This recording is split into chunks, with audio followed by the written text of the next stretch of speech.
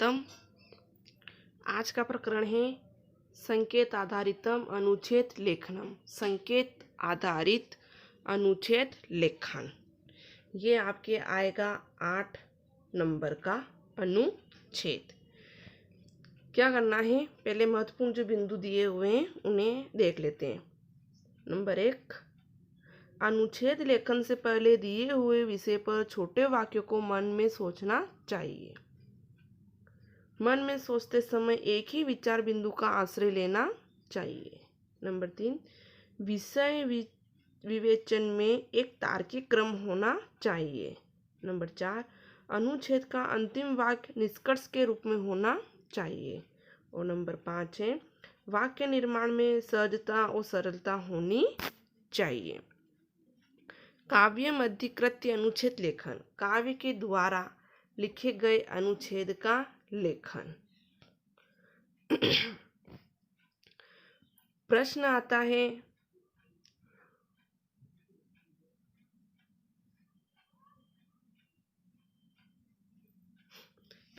है, अधोलिखित अनुच्छेद सुरिक्त स्थानी मंजूषा या समुचित पदानी अविच्यत्य पूरत, यानी कि निम्नलिखित अनुच्छेद का रिक्त स्थान में मंजूषा द्वारा पूर्ति कीजिए। ये मंजूषा दी गई है। इस मंजूषा के माध्यम से हमें रिक्त स्थान की पूर्ति करनी है। देखते हैं, जैसे कि पहला दिया है पुरुष परीक्षा, पुरुष की परीक्षा, और यहाँ दिया है संकेत सूची। मिथिला, मिथिला आया है तो मिथिला नरेश, मिथिला नरेश, तो क्या आ जाएगा यहाँ पे मिथिला नरेशा नाम। मिथिला नरेशा नाम राज्य काले, राज्य काले, राज्य कवे पदे अधितिष्ठः संस्कृत प्राकृत अवट्ठ तथा मैथिली भाषासु समागत्या साहित्य, साहित्य संरचना करता, साहित्य संरचना करता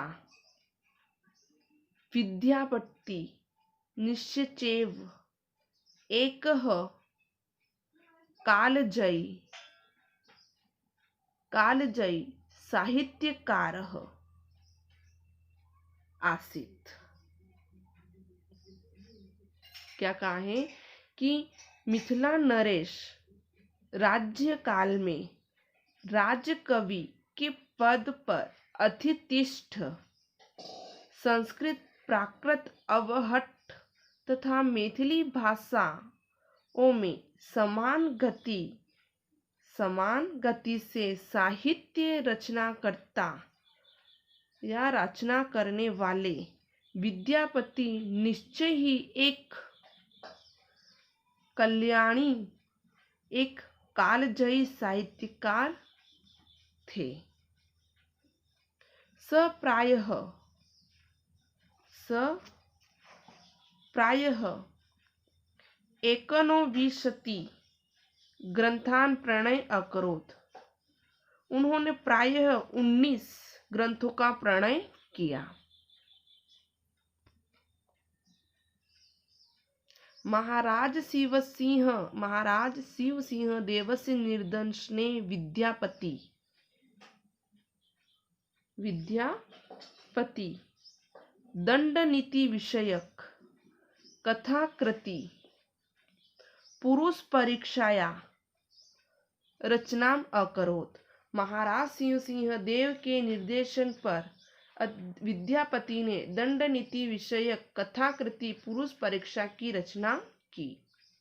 पुरुष परीक्षाया चतुर्षु परिच्छेदुषु, पुरुष परीक्षाया चतुर्षु परिच्छेदुषु क्रमशः 8, 7, 14 तथा 15 कथा संकलिता सन्ति। पुरुष परीक्षा के 4 परिच्छेदों में क्रमशः 8, 7, 14 तथा 15 कथाएं संकलित हैं। चतुर्थ परिच्छेदस्य परिच्छेदस्य कथा धर्म अर्थ काम तथा मोक्ष शिक्षकसु विभक्ता सन्ति। चौथे परिच्छेद की कथाएं धर्म अर्थ काम तथा मोक्ष शीर्षकों में विभक्त हैं। प्रस्तुत संकलन स्थानापन्न प्रस्तुत संकलन स्थानापन्न दयावीर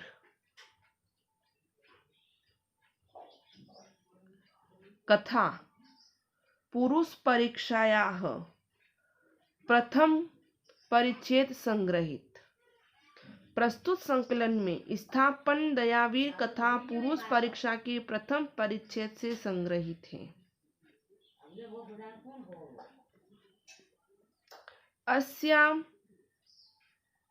शरणागतस्य वर्णनम् मीर महिमा शाह रक्षाया कृते सुल्तान अल्लाउद्दीनस्य कोपभाजन राव हमीर सिंहेन आत्म उत्सर्गस्य मर्म स्पर्शी वर्णनम अस्ति।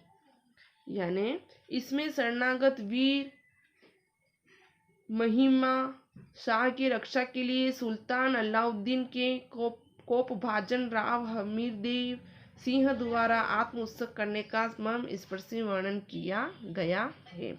तो इस प्रकार से जो ये मंजूषा दी हुई है, इस मंजूषा के माध्यम से ये जो रिक्त स्थान बनी है, इन रिक्त स्थान की पूर्ति हमें करनी है, जो 8 नंबर का आपके प्रश्न बन के आएगा।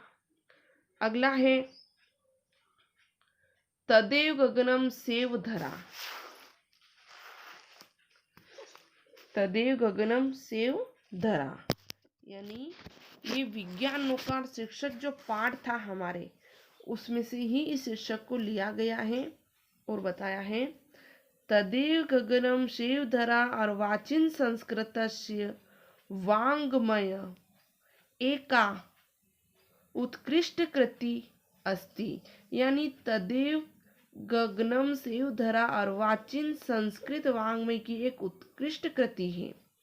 अस्य रचयिता प्रोफेसर श्रीनिवास रथ अस्ति। इनके रचयिता प्रोफेसर श्रीनिवास रथ हैं।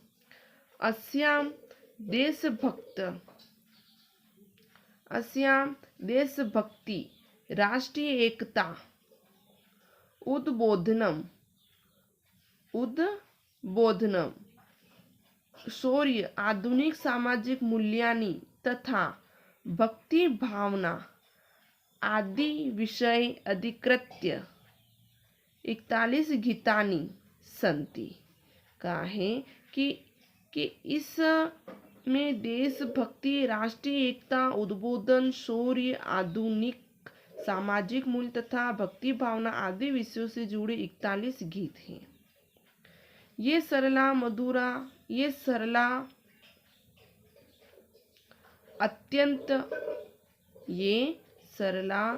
अत्यंत मधुरा लय वाहिनी भाव प्रवणम युक्ता च सन्ति। ये अत्यंत सरल मधुर लय वाहिनी और भाव प्रणम से युक्त है। विज्ञानों का शीर्षक गीते विज्ञानम एवं प्रकृति मध्ये संतुलन स्थानम संकल्प व्यक्तम करुते। विज्ञानों का शीर्षक गीत में विज्ञान एवं संस्कृति के बीच संतुलन स्थापित करने का संकल्प व्यक्त किया गया है। अगला चरक संहिता। इसमें भी इसी प्रकार से ही हमें रिक्त स्थान की पूर्ति करनी है। जैसे चरकेन प्रणीत इदम ग्रंथम चिकित्सा शास्त्रस्य प्रसिद्धेव प्राचीनतम ग्रंथ अस्ति। चरक प्रणीत यह ग्रंथ चिकित्सा शास्त्र का प्रसिद्ध एवं प्राचीन ग्रंथ है। अस्यां संहितायां दर्शितम अस्ति यत् स्वास्थ्यस्य मूलाधारः समुचित आहार भोजनं प्रकारा तस्य मात्रा त उचित समयादे विद्यानम अस्ति। इस संहिता में बताया है कि स्वास्थ्य का मूल आधार समुचित आहार भोजन के प्रकार, उसकी मात्रा तथा उचित समय आदि का विधान है। अतः अस्याम् आहार रोग विज्ञानं शरीर विज्ञानं भ्रूण विज्ञानं रोगाणां लक्षणानि एवं रोगाणां निदानं विशेष रूपेण सामान्य चिकित्साया विज्ञान वर्णितम् अस्ति। इसमें आहार रोग विज्ञान शरीर विज्ञान भ्रूण विज्ञान रोगों के लक्षण एवं रोगों का निदान विशेष रूप से सामान्य चिकित्सा विज्ञान में वर्णित किया गया है। अब आता है महर्षि वेद व्यास द्वारा रचित। महर्षि वेद व्यास जी ने महाभारत रची थी। महाभारत के अंदर से भी अनुच्छेद आएगा जो महर्षि वेद व्यास का परिचय भी है इसके अंदर। ये कवि द्वारा प्रदत्त अनुच्छेद लेखन है। यह भी आपके 8 नंबर का पूछा जाएगा। वही अनुच्छेद है जो अभी हमने आगे अध्ययन किया है। देखते हैं शांति पर्व। शांति पर्व वर्णनम।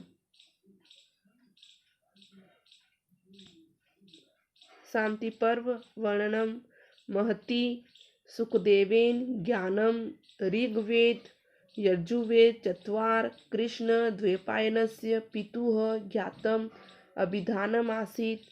बदरिकाश्रमस्य बादरायणः वेदव्यासस्य प्रचलिता महाभारत महर्षि वेद व्यास।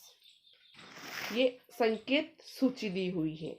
इस संकेत सूची से हमें रिक्त स्थान की पूर्ति करनी है। महाभारतस्य ग्रंथस्य रचयिता महर्षि वेदव्यास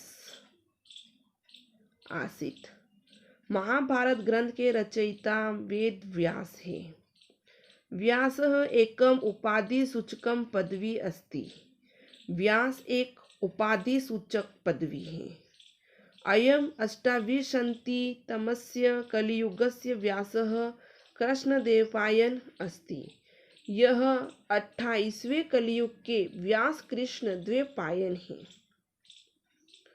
तेन प्रणीता प्रकाशिताश्च ग्रंथा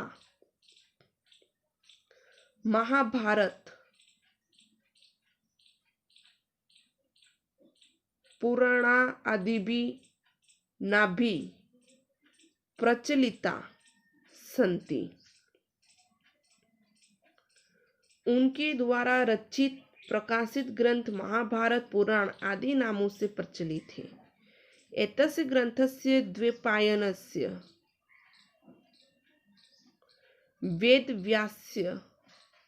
वेदव्यासस्य एक अपरम नाम अभिधानम पाराशर्यस्य अपि आसीत्। वेद व्यास एक अभिधानम पाराशर्य अपि आसीत्, यानी कि वेद व्यास ने यानी कि कृष्ण द्वैपायन वेद व्यास का एक नाम बदरायण भी था, जो यत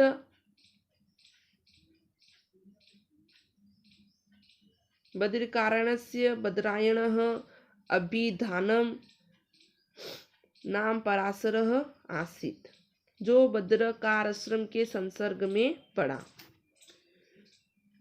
वेद व्यासस्य एक नाम पराशर भी था, जिसमें ज्ञात होता है कि इनके पिता का नाम भी पराशर था। कृष्ण द्वैपायनस्य वेदव्यास्य चत्वारः शिष्य आसन। कृष्णद्वैपायन वेदव्यास के 4 शिष्य थे।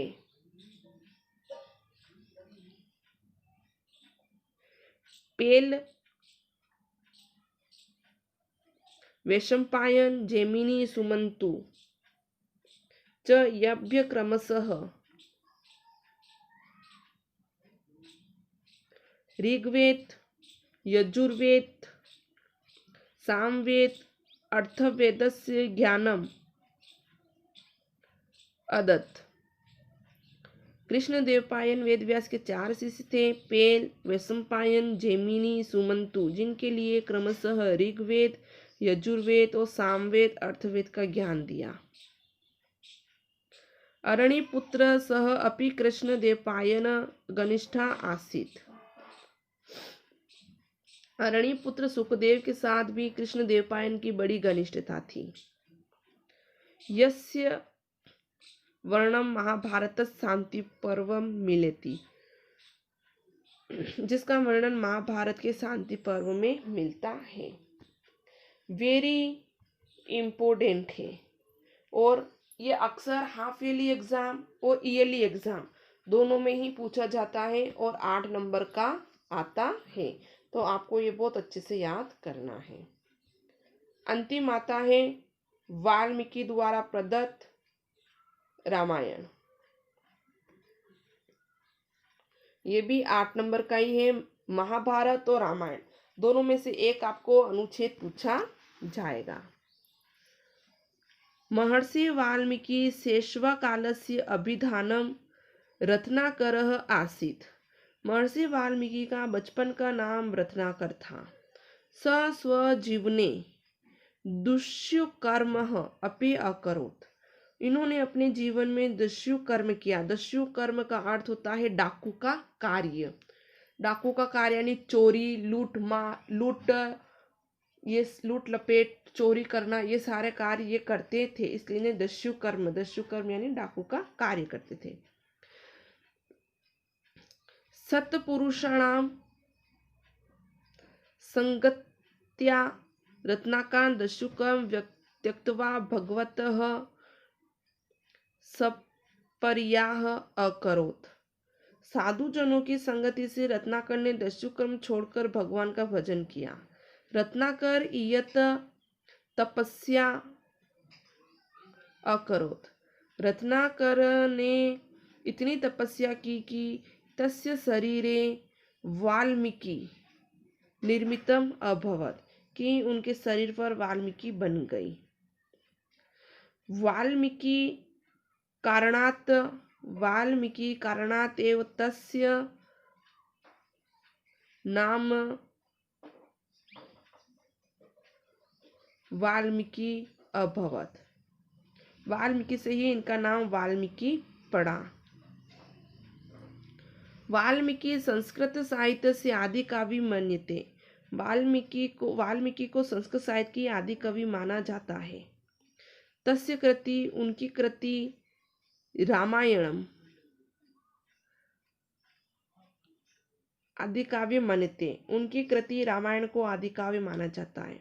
महर्षि वाल्मीकि ब्रह्मा विधाता आद्य कविरसि कथयित्वा संबोधनम कुरुते। महर्षि वाल्मीकि को ब्रह्मा ने आद्य कवि ऋषि अर्थात आदि कवि हो कहकर संबोधित किया। एकदा सह तमसा नद्या तटे व्याधेन हतम नरक्रोच पक्षिणम अपश्यत।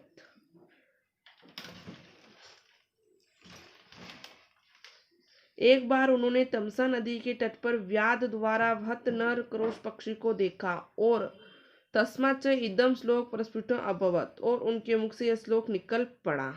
क्या श्लोक था? माँ निशांत प्रतिष्ठां त्वगमः शाश्वती क्षमा यत क्रोच मिथुनादेकमवधि काम मोहितम। काव्य से प्रथम सूत्रपातः आसीत, यानी कि क्या निकला कि माँ निशांत प्रतिष्ठा त्वगम शाश्वती समा। क्या कहा कि तुमने इस बेकसूर नर पक्षी के जोड़े में से एक को मार दिया है, जो तुमने ये बिल्कुल सही नहीं किया। यही उनके काव्य का प्रथम सूत्रपात था और इस सूत्रपात को अर्थात इस श्लोक को देखते हुए महर्षि वाल्मीकि ने रामायण की रचना लिख डाली। तो यह आपके 8 नंबर का आएगा। बहुत अच्छे से इसका अध्ययन करना है। आज के लिए इतना ही। धन्यवाद।